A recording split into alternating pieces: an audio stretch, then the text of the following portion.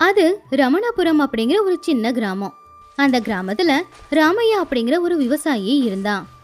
அவன்கிட்ட சின்ன வயல் ஒன்று இருந்துச்சு. அந்த ஊர்ல கோவிந்தா அப்படிங்கிற ஒருத்தன் இருந்தான். அவன் வியாபாரம் செஞ்சுக்கிட்டு இருந்தான். அவனுக்கு பணத்து மேல ஆசை ரொம்பவும் அதிகம். ஒரு நாள் கோவிந்தன் ராமையாவோட வீட்டுக்கு வந்தான். அவனுக்கு ராமையாவோட வயல் மேல ஒரு கண்ணு. அந்த ஊருக்கு ஒரு தலைவர் இருந்தாரு. அவர் பேச்சை எல்லாரும் மதிப்பாங்க. ராமையாவோட பொண்டாட்டி பேரு லக்ஷ்மி. லக்ஷ்மி ரொம்பவும் புத்திசாலி. ராமையா, ராமையா, வீட்டில் இருக்கியா? கோவிந்து, நீயா? வா, வந்து உக்காரு. என்ன திடீர்னு வந்திருக்க? வீட்டில் எல்லாம் நல்லா இருக்காங்களா? வீட்டில் எல்லாம் நல்லா இருக்காங்க. இப்போ என் வியாபாரம் நல்லபடியாக நடக்குது. அதான் உன்னை பார்க்கலான்னு வந்தேன். சரி, ஒரு நிமிஷம் இரு. இந்தா இதை குடி. சரி, என்ன விஷயம்? ஒன்றும் இல்லை ராமையா, உன்னோட வயலை பற்றி எனக்கு நல்லா தெரியும். உன்னோட வயலில் இருக்கிற மண் சத்து அதிகமானது. அந்த வயல் எங்கள் தாத்தா காலத்தில் வாங்கினது. அந்த ஒன்று மட்டும்தான் எங்ககிட்ட இருக்கு. எங்கள் வாழ்க்கை அதை நம்பி தான் இருக்கு. அது எனக்கு தெரியும் ராமையா. அதனால தான் உனக்கு உதவி செய்யலான்னு வந்திருக்கேன். உன்னோட வயல் எனக்கு பிடிச்சிருக்கு. அதை நீ எனக்கு கொடுக்குறியா? நீ கேட்குற பணத்தை நான் உனக்கு தரேன். கோவிந்து, என்ன பேசிக்கிட்டு இருக்க? பணத்துக்காக எங்கள் வயலை எப்படி விற்க முடியும்? அதை விற்றுட்டா அப்புறம் நான் பொழப்புக்கு என்ன பண்ணுறது? ராமையா, இப்போ நீ தேவையே இல்லாமல் தான் கோவப்பட்டுக்கிட்டு இருக்க. உன் வயலை நான் சும்மா எடுத்துக்கலையே, பணம் கொடுத்து தானே எடுத்துக்க போகிறேன். நீ அந்த பணத்தை வச்சுக்கிட்டு பட்டணத்துக்கு போய் வியாபாரம் பண்ணு. நல்லபடியாக சம்பாதி. நான் எதுக்கு பட்டணத்துக்கு போகணும்? இது என்னோட ஊர். என் நண்பர்கள் சொந்த பந்தம் எல்லாம் இங்கே தான் இருக்காங்க. நான் ஏன் விட்டுட்டு போகணும்? பணத்துக்கு ஆசைப்பட்டு என்னோட வயலை உனக்கு நான் விற்க முடியாது. இங்கே பாரு ராமையா, முட்டாள் மாதிரி பேசாத. இந்த காலத்தில் பணம் ரொம்ப முக்கியம். பணம் இருந்தால் எதை வேணுனாலும் செய்யலாம். இங்கே பாரு கோவிந்து, எனக்கு பணத்தை விட என் வயல் தான் முக்கியம். வயலை என்னால் விற்க முடியாது. தயவு செஞ்சு புரிஞ்சுக்கோ. இங்கே பாரு ராமையா, உன் நல்லதுக்கு தான் சொல்கிறேன். நான் உனக்கு நிறைய பணம் கொடுக்குறேன். அந்த பணத்தை வச்சு நீ சந்தோஷமாக வாழலாம். தேவையில்லாத பேச்சு எதுக்கு கோவிந்து? நான் சொல்லி தான் போகணும்னு இருக்காத. நீயே கிளம்பிடு. சரி, நான் மறுபடியும் ஒரு தடவை வரேன். அது வரைக்கும் யோசி.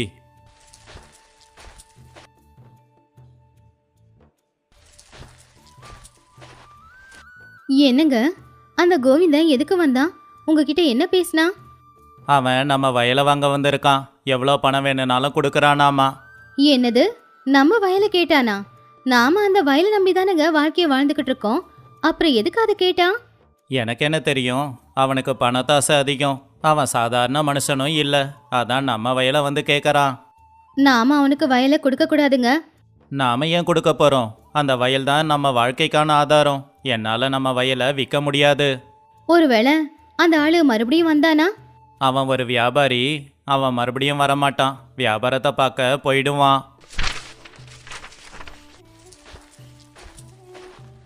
என்ன ராமையா, என்ன யோசிச்சு வச்சிருக்க? எதை பற்றி யோசிக்கணும்? நான் தான் ஏற்கனவே சொல்லிட்டேனே, வயலெல்லாம் விற்க முடியாது. இங்கே பாரு ராமையா, நான் ஒன்றும் சும்மா கேட்கல. இப்போ உன் வயல் என்ன விலைக்கு போகுமோ அந்த விலையை விட 2 மடங்கு அதிகமாக தரேன். வயலை கொடுத்துடு. இங்கே பாரு கோவிந்து, நான் என் முடிவை ஏற்கனவே சொல்லிட்டேன். வயலெல்லாம் விற்க முடியாது.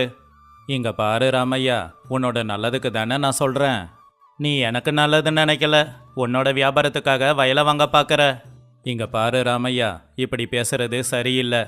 சரி, உன் பேச்சு எனக்கு பிடிக்கல. நான் கிளம்புறேன். லக்ஷ்மி, அவன் போயிட்டான் பாரு. நாம நேர்மையா இருக்கோங்க. அந்த கடவுள் நமக்கு துணையா இருப்பான். ஆனா இந்த பக்கம் கோவிந்தன் இந்த விஷயத்த பத்தி கிராம தலைவர்கிட்ட போய் பேசலாம் அப்படின்னு நினைச்சான்.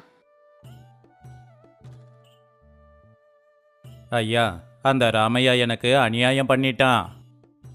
என்ன அநியாயம்? என்ன நடந்துச்சு? ராமையாவும் நீயும் நல்ல நண்பர்கள் தானே? ஒன்றும் இல்லை. என்கிட்ட ஒரு பழைய பத்திரம் இருக்கு. ராமையாவோட வயல் சம்மந்தப்பட்டது. அந்த வயல் எனக்கு சொந்தமானது. ஆனால் ராமையா வச்சுக்கிட்டு இருக்கான். என்னது?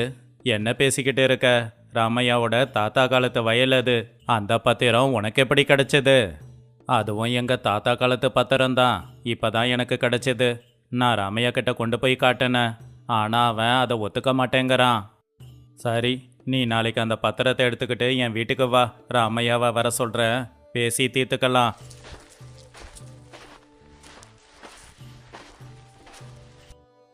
ராமையா, கோவிந்து இன்னைக்கு என்னோட வீட்டுக்கு வந்தான். உன்னோட வயல் சம்பந்தப்பட்ட பத்திரத்தை என்கிட்ட காட்டுனா. என்னது, என்னோட வயல் சம்பந்தப்பட்ட பத்திரமா? அது ஏன் வயல்? அந்த பத்திரம் என்கிட்ட தானே இருக்கும். சரி, நாளைக்கு நீ அந்த பத்திரத்தை எடுத்துக்கிட்டு என் வீட்டுக்கு வந்துடு. கோவிந்து கிட்ட நான் பேசுறேன். அடுத்த நாள் காலையில ராமையா கோவிந்த 2 பேருமே ஊர் தலைவரோட வீட்டுக்கு வந்தாங்க. அப்போ ஊர் தலைவரோட வீட்டுக்கு வெளியில நிறைய பேர் நின்னுக்கிட்டு என்ன நடக்க போகுதோ அப்படின்னு பாத்துக்கிட்டு இருந்தாங்க. கொஞ்ச நேரத்துல எல்லாருமே தலைவரோட வீட்டுக்குள்ள போனாங்க.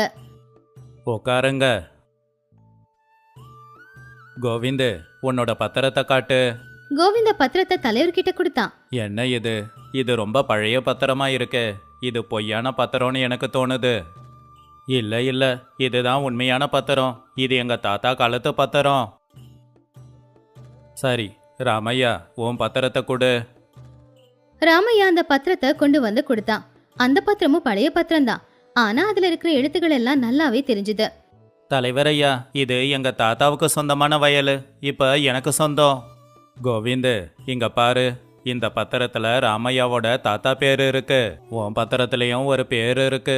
ஆனா அது உங்க தாத்தா பேரு இல்ல. அது எங்க தாத்தாவோட வயல் தான். இல்லைன்னு நீங்க எப்படி சொல்றீங்க? நான் இந்த ஊரோட தலைவர். இந்த ஊர்ல நடக்கிற எல்லா விஷயமும் எனக்கு தெரியும். இந்த வயல் உனக்கு சொந்தம் இல்ல. நீங்க என்ன அவமானப்படுத்துறீங்க? நான் ஒரு பெரிய வியாபாரி, ஊர்லயே பணக்காரன். நீங்க என்ன மதிக்கணும். நீ வியாபாரியா இருக்கலாம், ஆனா நீ உண்மைய சொல்லணும். இப்ப நீ சொல்றது பொய். நான் ஒன்றும் பொய் சொல்லல. அந்த வயல் எனக்கு வேணும், அவ்வளவுதான். நீ இந்த வயலுக்காகத்தான் இவ்வளோ பொய் சொல்றேன்னு எனக்கு தெரியும். ஒழுங்கா போயிடு, அப்புறமா இதை பத்தி பேசலாம். கோவிந்த எழுந்திருச்சு அங்கிருந்து போயிட்டான். ஐயா, நான் சொல்றது உண்மைதான். ஆனா அதை கோவிந்து கேட்க மாட்டேங்கிறான். ராமையா, நீ யாருன்னு எனக்கு தெரியும். நீ தப்பு பண்ண மாட்டேனும் தெரியும். லக்ஷ்மி, இப்ப நாம என்ன பண்றது? அதான் நம்ம தலைவர் இருக்காரு இல்லங்க, அவரு நமக்கு உதவி செய்வாருங்க. தலைவர் கிராமத்து ஜனங்க கிட்ட பேசினாரு. எல்லாரும் கேளுங்க. ராமையா ஒரு நேர்மையான ஆளு. கோவிந்த வயலுக்கு ஆசைப்பட்டு ஏதேதோ பண்றான். நாம ராமையாவுக்கு துணையா இருக்கணும். நாங்க எப்பவும் நியாயத்தை பக்கம் தாங்க ஐயா நிப்போம். ராமையாவுக்கே துணையா இருக்கோம். அடுத்த நாள் காலையில ராமையா அப்புறம் ஊர் தலைவரை பாக்குறதுக்காக கோவிந்த வந்தான். தலைவரே, எதுக்காக எனக்கு நீங்க அநியாயம் பண்றீங்க? நான் ஒன்றும் அநியாயம் பண்ணல. நியாயத்து பக்கம்தான் நிக்கிறேன். நீ தான் தப்பு பண்ணிக்கிட்டு இருக்க. நான் பணம் கொடுக்கறேன்னு தானே சொல்றேன், ஏமாத்தலையே. பணத்தை விட இங்க நேர்மை ரொம்ப முக்கியங்க. இங்க பாரு கோவிந்து, நீ பொய் தான் பேசுறன்னு எனக்கு நல்லா தெரியும். உனக்கு ஒரு வாய்ப்பு கொடுக்கறேன். இப்பவாவது உண்மையை சொல்லு. நான் உண்மையை சொல்ல முடியாது, ஆனா நான் பொய்யும் சொல்லல. சரி, அப்ப நீ போ. இதை பத்தி இன்னொரு நாள் பேசிக்கலாம். ஐயா, இப்ப நான் என்ன பண்ணணுங்க? ராமையா, உன்கிட்ட உண்மை இருக்கு. நான் உனக்கு துணையா இருப்பேன். எவ்வளவு தைரியம் இருந்தா 2 பேரும் சேர்ந்து என்ன அவமானப்படுத்துவீங்க? இதுக்கு நான் பழி வாங்குவேன். இங்க பாரு கோவிந்து, ராமையாவும் நானும் சேர்ந்து இந்த வயல் விஷயத்துல ஒரு முடிவுக்கு வந்திருக்கோம். என்ன முடிவு அது? இது ராமையாவோட வயல் தான். நீ பணத்துக்கு ஆசைப்பட்டு உன்னோட வயல்னு பொய் சொல்லிக்கிட்டு இருக்க. இல்ல இல்ல, இந்த வயல் எனக்கு சொந்தமானது. இங்க பாரு கோவிந்து, நீ யாருன்னு எனக்கு நல்லா தெரியும். நீயே இந்த ஊரை விட்டு போயிடு, இல்லைன்னா ஜனங்க முன்னாடி அவமானப்பட்டு போக வேண்டியது இருக்கும். அதை கேட்டு கோவிந்த பயந்து ஓடியே போயிட்டான். லக்ஷ்மி, அந்த கோவிந்தன் ஊரை விட்டு ஓடிட்டான். நாம நேர்மையா இருந்ததுனால வெற்றி நமக்கு தாங்க. ஐயா, உங்களுக்கு ரொம்ப நன்றிங்க. என் வயலை காப்பாத்தி கொடுத்தீங்க. ராமையா, நீ நேர்மையா இருக்க. உன் நேர்மைக்கு கிடைச்ச நியாயம் இது. அப்படி ராமையா லக்ஷ்மி 2 பேரும் சந்தோஷமா வீட்டுக்கு போனாங்க. அன்னிலிருந்து கோவிந்த திரும்பி வரவே இல்லை. அந்த ஊர்க்காரங்க எல்லாருமே ராமையாவோட நேர்மையை பத்தி ரொம்பவும் பெருமையா பேசிக்கிட்டு இருந்தாங்க. ஒரு மனுஷன் நேர்மையா வாழ்ந்தா கடவுளும் அவனுக்கு துணையா இருப்பாரு, கூட இருக்கிறவங்களும் துணையா இருப்பாங்க. ராமையாவுடைய நேர்மை, கோவிந்தனுடைய பண ஆசை, இந்த 2த்துல நீங்க எதை மதிப்பீங்க? வாழ்க்கையில நேர்மையா வாழ்றது கஷ்டம் அப்படின்னு நீங்களும் நினைக்கிறீங்களா?